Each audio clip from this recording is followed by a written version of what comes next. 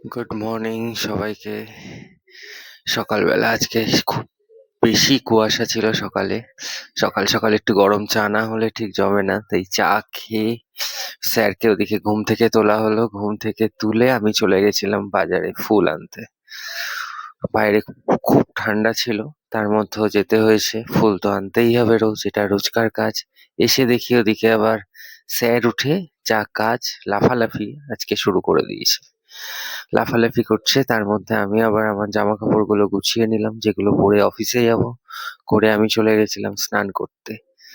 স্নান করে এসে স্যার দেখলাম বিল্ডিং ব্লকস নিয়ে বসেছে। তা আমি জামা প্যান্ট গুলো ফটাফট পরে নিলাম। পরে নিয়ে এদিকে ব্রেকফাস্ট রেডি, মাছ ভাজা আর গরম গরম ভাত। অমৃত। খেয়ে ওদিকে স্যার বিল্ডিং ব্লকস বানাচ্ছে, কি একটা ছোট্ট গুদাম ঘর মতো বানিয়েছে, সেটাই দেখছিলাম। সেটা আবার আমাকে দেখাতে এনেছে যে দেখো আমি গুদাম ঘর বানিয়েছি, কোনো কোনো একটা গম্বুজের মতো। তারপর আমি মাকে প্রণাম করে চলে গেলাম অফিসে। রাস্তায় ঠান্ডাটায় তুলনামূলক রোদ উঠেছে, কম ছিল। অফিসে গিয়ে আমার ডেইলি রুটিন যা শুরু হয়ে গেল কাজ। যাওয়ার সাথে সাথে সে কাস্টমারদের ভিড় শুরু হয়ে গেছিল, জানি না কেন।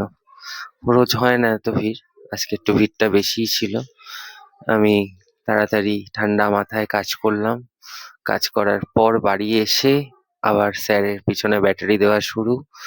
স্যারকে দুধ খাওয়ালাম, তারপর স্যারকে নিয়ে বসে পড়েছিলাম ছবি আঁকতে। তার আগে গরম গরম দুধ চা আর রিয়া করেছিল আজকে ডালের পকোড়া, সেই ডালের পকোড়া গুলো খেলাম।